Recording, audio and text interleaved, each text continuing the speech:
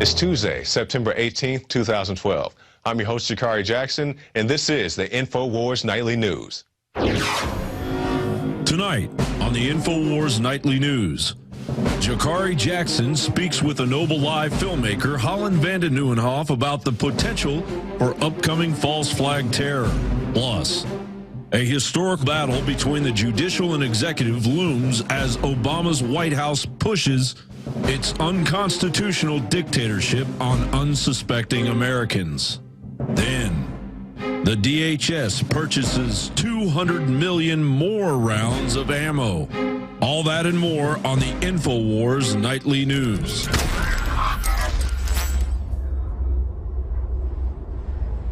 Welcome back. Top story headline. Government wins temporary freeze of military detention order. This is a very scary thought, meaning that they had just passed this in the first place. The government won an emergency suspension of a ruling that blocked the indefinite military detention of terrorism suspects after arguing it would hurt America's ability to fight wars overseas. An appeals court order late Monday granted a temporary stay sought by the Justice Department after a judge had ruled unconstitutional, a part of a statute that authorizes indefinite military detention for people deemed to have substantially supported al-Qaeda, the Taliban, or associated forces. You mean like the CIA? The Justice Department argued the judge's September 12th injunction barring enforcement of a portion of the National Defense Authorization Act's Homeland Battlefield provision would harm the U.S. war efforts abroad. I seem to be a bit confused of how a Homeland Battlefield provision keeps you from handling business overseas. You turn the homeland into a battlefield, and that somehow keeps you from getting some terrorist in some far-off country who probably doesn't even exist, or you've killed 3 or 4 times.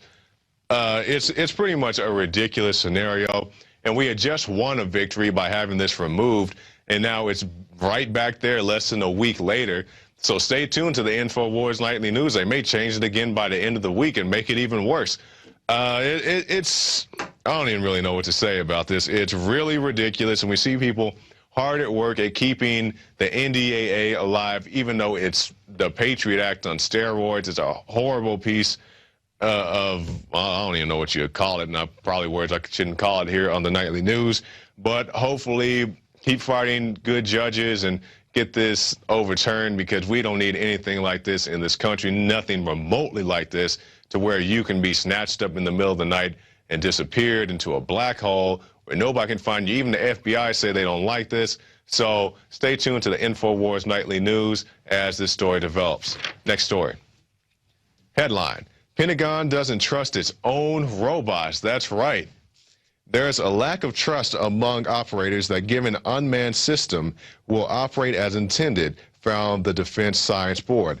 One major reason, most Defense Department deployments of unmanned systems were motivated by the pressing needs of conflict, so systems were rushed to theater with inadequate support, resources, training, and concepts of operation. War may spur innovation, but it's not always the best place to beta test. That is right. Do not beta test in war. That's pretty much a given. Why would you do something such as that if you could avoid it at all? I mean, we see these unmanned robots that patrol your own neighborhoods now here in the U.S., and they're saying that they don't trust their own robots, but they're there to keep you safe.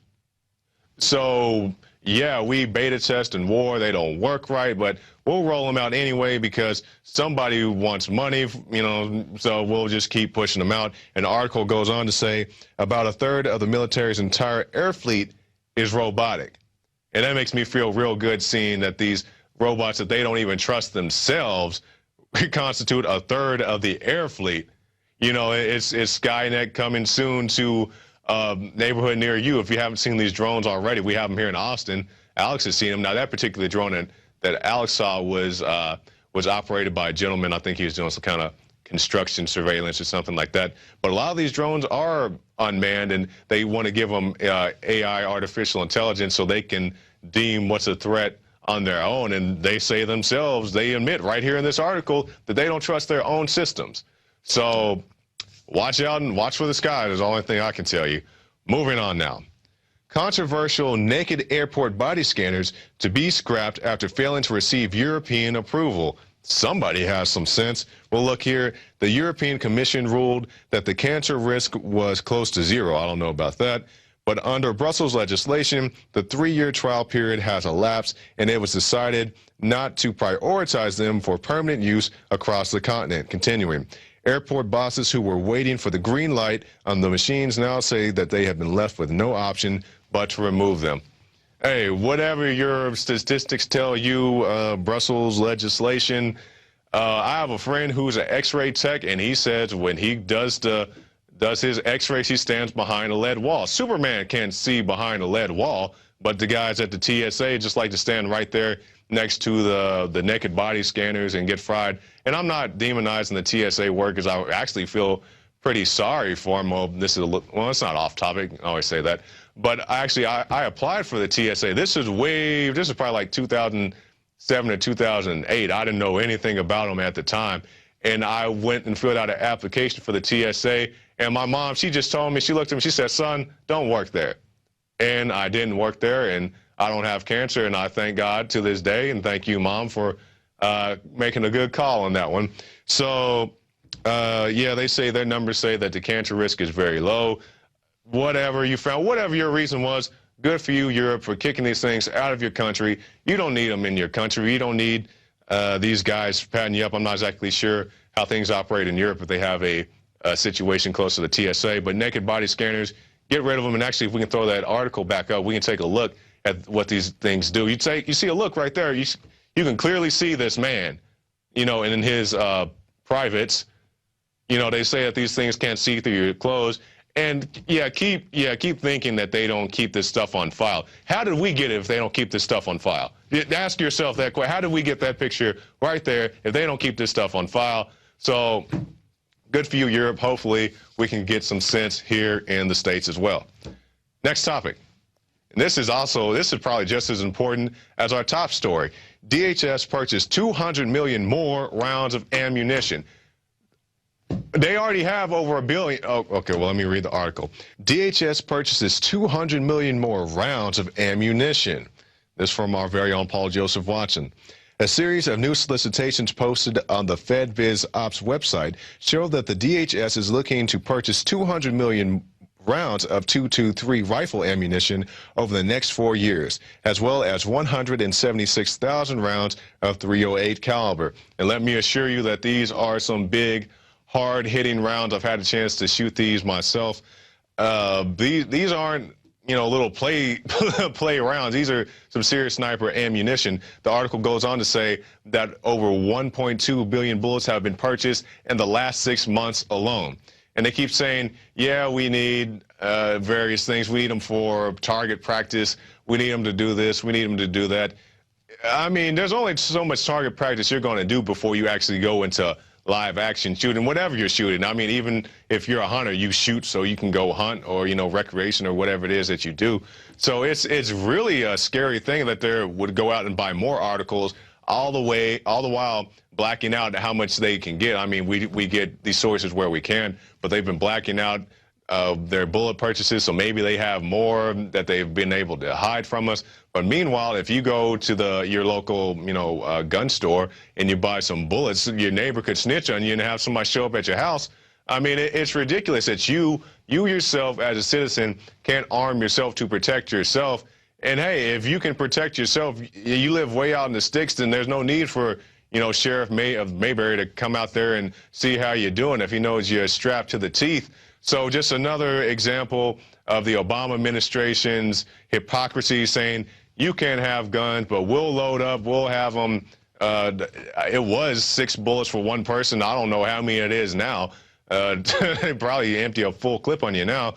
But yeah, they keep building up and up and up.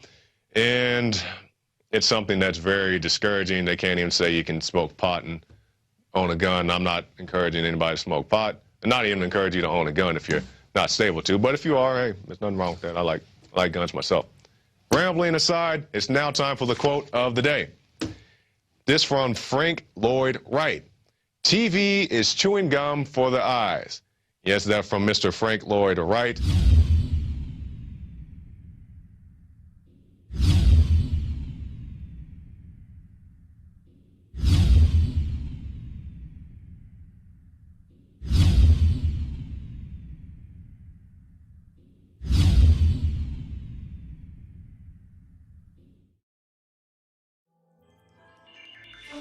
Alex Jones here with a message that could revolutionize health in this country. Going back about 1.5 years ago, I began to learn about the incredible health effects of longevity products. Aaron Dykes lost 92 pounds. We're going to show you some before and afters. Aaron, break down what happened, your story. I've worked really hard with diet and exercise to try to lose weight, but I just didn't get the results. It just didn't happen. Then I saw what you were doing with InfoWarsTeam.com.